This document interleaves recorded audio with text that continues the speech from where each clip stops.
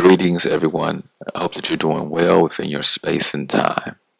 Last week on Monday, we had an eclipse, and from that point, I've been noticing all types of strange phenomena taking place with people themselves, which we're going to get into in this. But before the eclipse, we put out a podcast. That podcast was to counter all this fear-mongering narratives that were going across social media, and to give this a counter narrative of that, of some suggestions of to focus on, to bring one into that higher state, to bring one internal peace, and so on and so forth.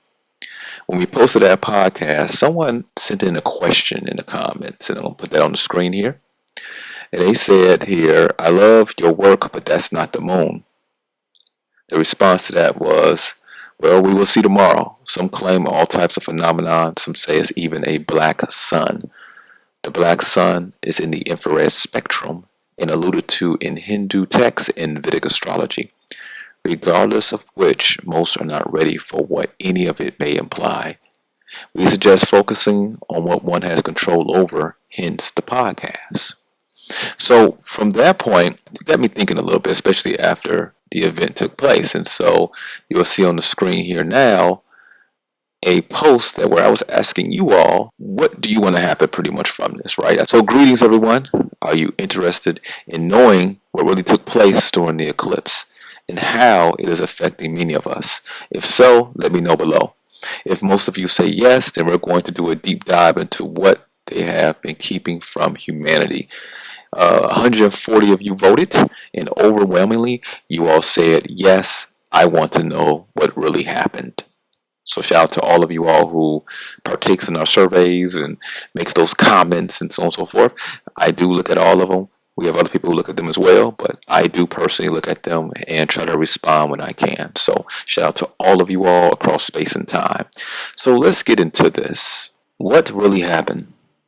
During the recent eclipse, observations and experiences went beyond conventional astronomical explanations, prompting us to question what we really witnessed in the sky. Traditionally, a solar eclipse occurs when the moon passes between the Earth and the Sun, casting a shadow over the Earth. However, during this event, some observers noted the simultaneous visibility of the moon elsewhere in the sky, suggesting that another body might have been responsible for the eclipse. This anomaly invites us to explore more esoteric and less understood celestial phenomena. Could it be possible that another, usually unseen, celestial body within our solar system, or even beyond, played a role? This leads us to consider the existence of bodies not currently recognized by mainstream astronomy, but perhaps understood, at least allegorically, by ancient wisdom traditions.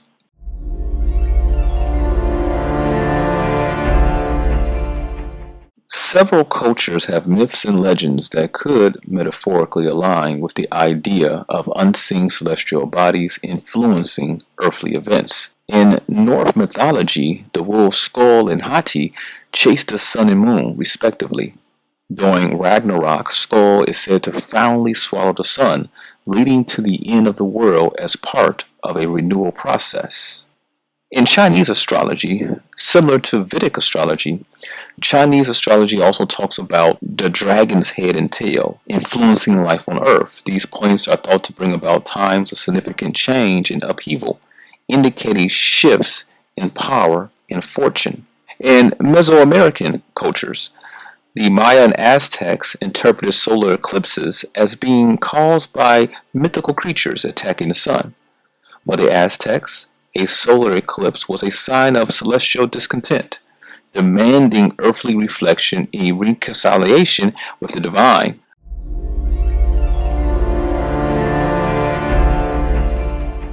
The black sun is a term found in various esoteric, mythological, and New Age beliefs.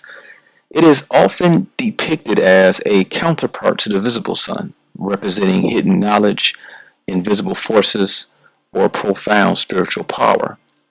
In alchemical and hermetic traditions, the black sun, which is also Sol Niger, symbolizes the process of Nigredo, the first stage in the pathway to the Philosopher's Stone, representing decay, putrefaction, and the death of the old to make way for new growth and rebirth. In more modern mystical contexts, the black sun is sometimes equated with the idea of a hidden or invisible sun that emits spiritual rather than physical light, potentially influencing life on Earth in unseen ways. Nibiru, or Planet X, was popularized in the late 20th century by Zachariah Sitchin's interpretations of ancient Sumerian texts. Nibiru, or again Planet X, is described as a distant planetary body in our solar system. Sitchin's theories, though widely regarded as pseudoscientific by scholars and astronomers, suggest that Nibiru has an elongated orbit that brings it close to Earth every 3,600 years, supposedly causing cataclysmic changes. This planet is often discussed in New Age and conspiracy circles, particularly in the context of apocalyptic or transformative events. Counter-Earth, also known as Antikdon or anti-Earth. The idea of a counter-Earth or anti-Earth, known in Greek as Antikdon, dates back to pre-Socratic times and was notably discussed by the philosopher Philolaus. This hypothetical planet was postulated to exist on the opposite side of a central fire from the Earth, hidden from us by this central fire. While not directly visible, the counter-Earth was thought to occupy part of the cosmos that balanced the known world.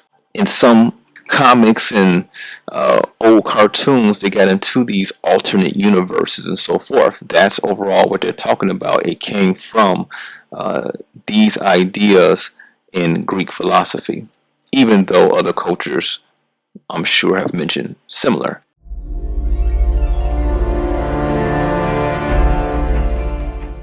In the realm of theoretical physics, concepts like dark matter and dark energy, though very different from mystical ideas, touch on the existence of substantial but unseen components in the universe. These concepts are based on gravitational effects that are visible, such as the rotation speeds of galaxies, which cannot be explained by observable matter alone. Some speculative theories extend these ideas to include dark planets, or celestial bodies composed of dark matter that do not emit or reflect light in the conventional sense, thus remaining invisible to traditional astronomical instruments.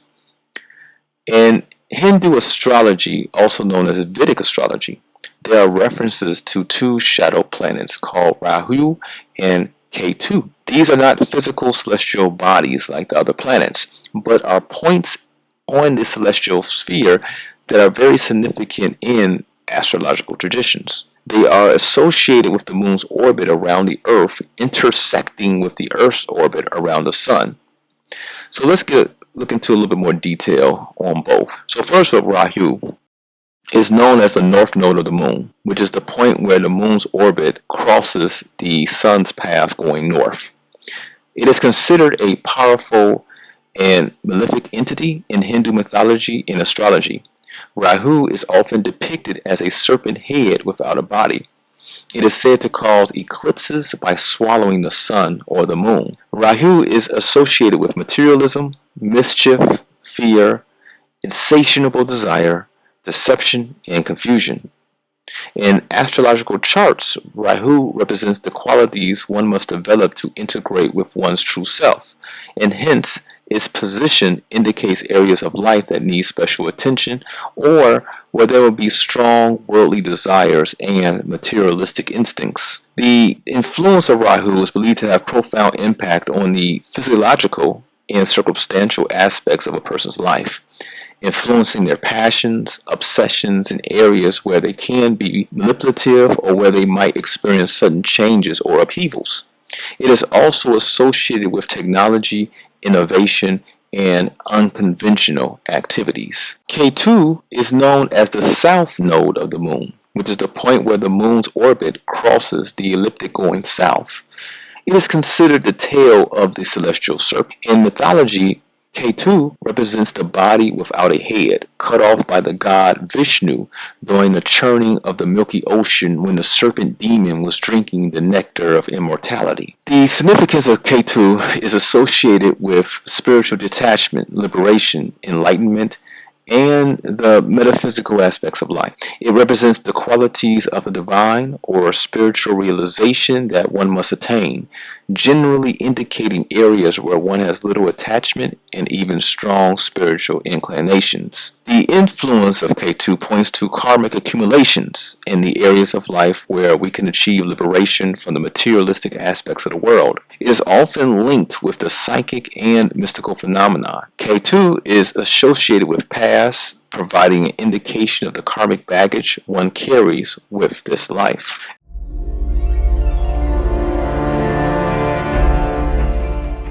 Implications of the black sun in Rahu and Ketu. If we consider the possibility that an entity like the black sun or a misunderstood astronomical object described by the ancient texts such as Rahu and Ketu was responsible for the eclipse, it has deep metaphysical and cosmic implications.